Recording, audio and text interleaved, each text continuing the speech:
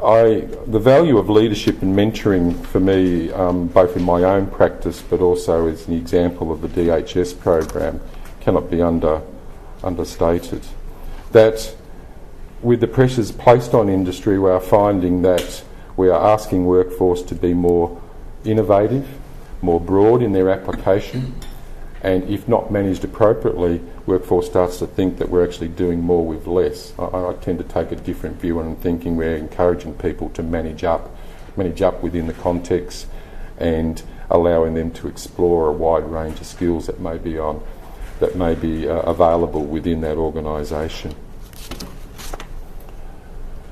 Indicators will show us that management is a one-dimensional term. Yes, you need to manage the context, but what we're looking for in workforce, what we hope in the partnership with VET, we're starting to think about leadership, and leadership that actually flows through an organisation, from the person who may have just come through an initial induction process of an organisation to the CEO who may have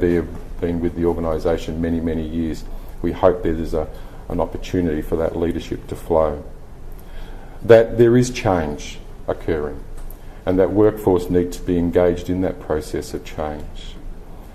And if we have the appropriate leadership view within the organisation, that while there are still many challenges with change management, we are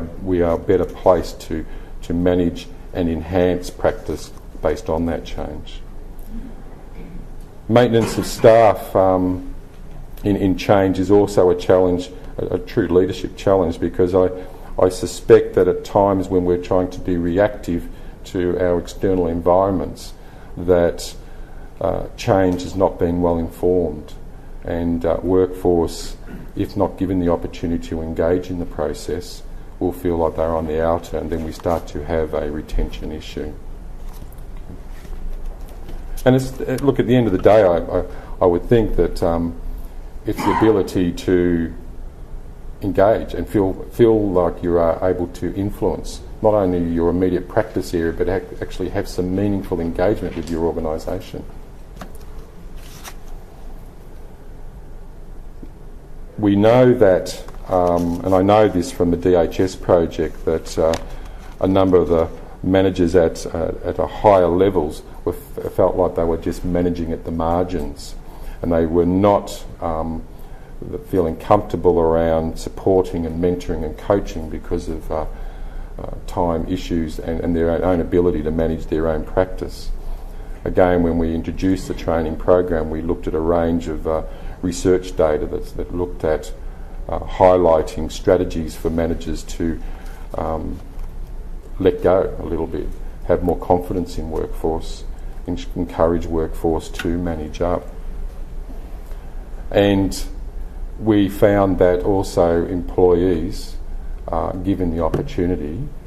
especially around the engagement in quality projects,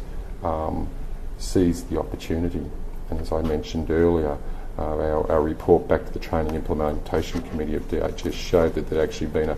a fantastic cost value, let alone a practice value back to the organisation. Thank you, Ken. Just in summarising, and again I think this kind of like captures it quite well, based around the disability learning and development model, that when I speak about the global drivers, we cannot forget about the local drivers and fundamentally the cultural drivers, and that's about support to a person with a disability. How we then, and again given the current practice themes in place, how we engage our knowledge and understanding around the support needs, how we engage individuals,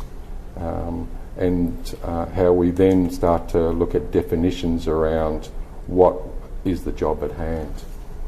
As a VET practitioner, how I then work with the organisation and the individual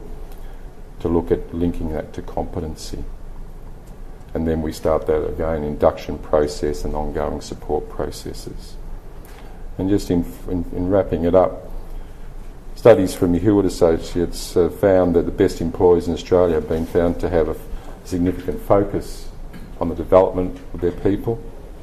There is investment in time and money in learning and development. That engagement is one-on-one mentoring, and I would add possibly coaching, and that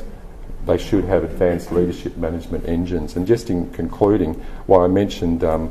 DHS program in respect to the RMIT and DHS initiative, also from an industry point of view, vet industry point of view, over the last 3 years we've been involved with an organisation called Leadership Plus, and an organisation that with the CEO Stephen Gianni and a very capable committee of management have set about raising opportunities, profile opportunities around individuals with disability to have a more active voice within their community. And what we have negotiated with Leadership Plus over the 3 years is we actually linked that program, which is modelled on the Williamson Leadership program, to competencies from a diploma of community education.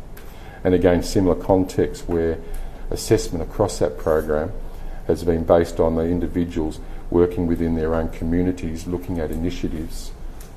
that drive quality around service supports within that community. And then finally, a nice challenge for VET,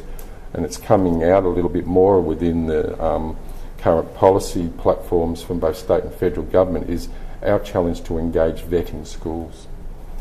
where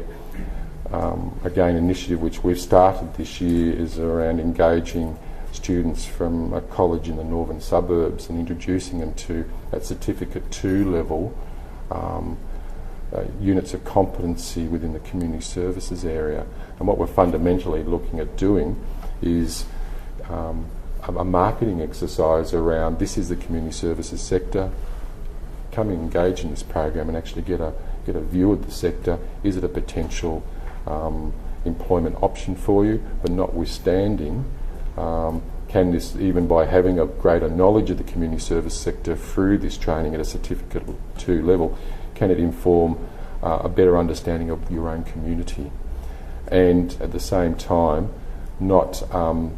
by engaging in this program, not diminishing your opportunities for higher ed, because we actually have built the program around supporting the enter scores of students that actually go on and do higher ed. I would hope that I could be standing here in 2 or 3 years' time and give you some quantitative data that would show that a number of these students have engaged into the community services area, and this was a starting point. Thank you very much.